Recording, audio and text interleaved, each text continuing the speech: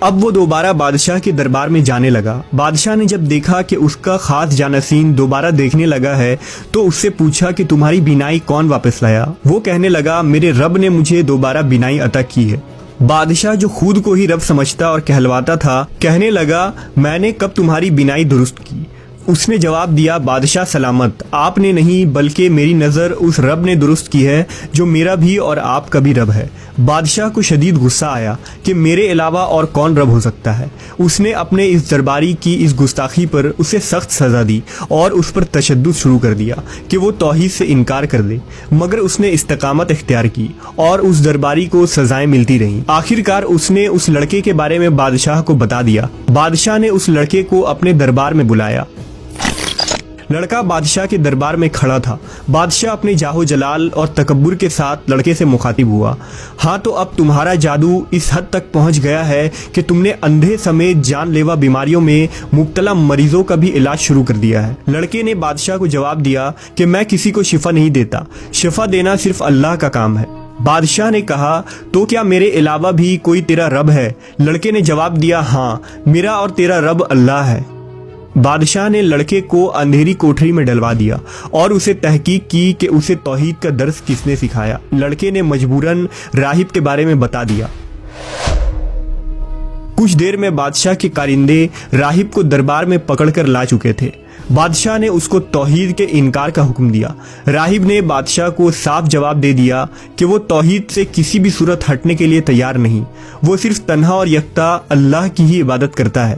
بادشاہ نے حکم دیا کہ اس راہب کو آرے سے چیر دیا جائے، لہٰذا اس کے 2 ٹکڑے کر دیے گئے۔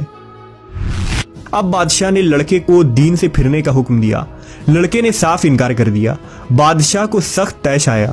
اس نے اسے اپنے سپاہیوں کے حوالے کرتے ہوئے حکم دیا کہ اسے پہاڑ کی چوٹی پر لے جاؤ، وہاں پوچھنا کہ یہ اپنے دین کو چھوڑتا ہے یا نہیں، اگر انکار کرے تو پہاڑ سے نیچے گرا دینا۔ چوٹی پر پہنچ کر لڑکے نے دعا کی، اے اللہ تو جس طریقے سے چاہے مجھے ان سے بچا لے۔ دعا کرنے کی دیر تھی کہ پہاڑ لرزنا شروع ہو گیا اور سب کے سب سپاہی پہاڑ سے نیچے گر کر ہلاک ہو گئے، جبکہ لڑکا صحیح سلامت بادشاہ کے دربار میں واپس پہنچ گیا۔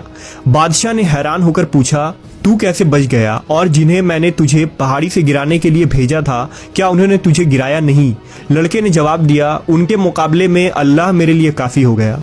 اب بادشاہ نے حکم دیا کہ اسے سمندر میں پھینک دیا جائے۔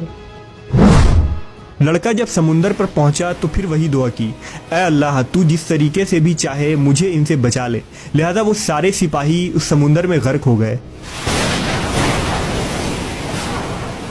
لڑکا پھر سے بادشاہ کے دربار میں پہنچا اور کہا کہ اللہ میرے لیے کافی ہے۔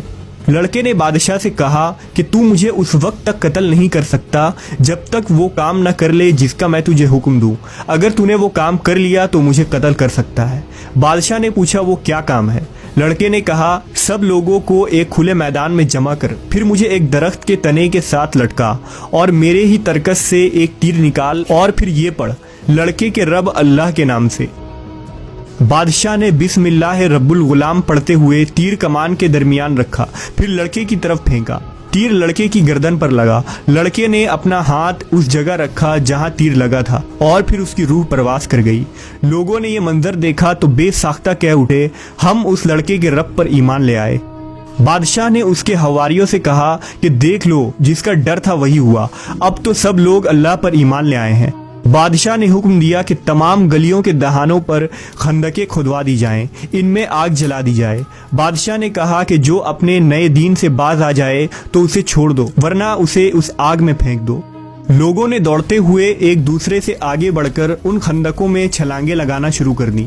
ایک عورت اپنے شیرخوار بچے کے ساتھ آئی، وہ آگ میں چھلانگ لگانے سے جھکی تو بچہ بول اٹھا، اماں صبر کر، تو یقیناً حق پر ہے۔ نجران کے واقعہ میں ایک شخص کسی طرح جان بچا کر بھاگ نکلا اور شام میں مقیم قیصر روم کے دربار میں پہنچ کر نجران کے حادثے کی پوری داستان سنا دی۔ قیصر نے فوراً حبشہ کے بادشاہ نجاشی کو لکھا کہ وہ اس ظلم کا انتقام لے۔ حبشہ کے 70,000 فوج اربات نامی ایک جنرل کے قیادت میں یمن پر حملہ آور ہوئے۔ ذوالنواس مارا گیا، یہودی حکومت کا خاتمہ ہو گیا اور یمن حبشہ کی عیسائی سلطنت کا ایک حصہ بن گیا۔ اصحاب خدود کا واقعہ سورہ البروج میں بیان ہوا ہے۔ اس واقعے پر ان اہل ایمان کو غور و تدبر کرنی چاہیے جو دعوت و تبلیغ کا کام سر انجام دیتے ہیں۔ دین کے اس مشکل راستے پر پیش آنے والی مصیبتوں اور آزمائشوں کے آنے پر جو لوگ گھبرا جاتے ہیں انہیں یاد رکھنی چاہیے کہ اصحاب خدود جیسے کتنے ہی اہل ایمان تاریخ میں ایسے گزرے جن پر ظلم و ستم کے پہاڑ توڑ دیے گئے، لیکن وہ ہمیشہ ثابت قدم رہے، کیونکہ ان کے نزدیک یہ دنیا عارضی تھی اور آخرت ہمیشہ باقی رہنے والا۔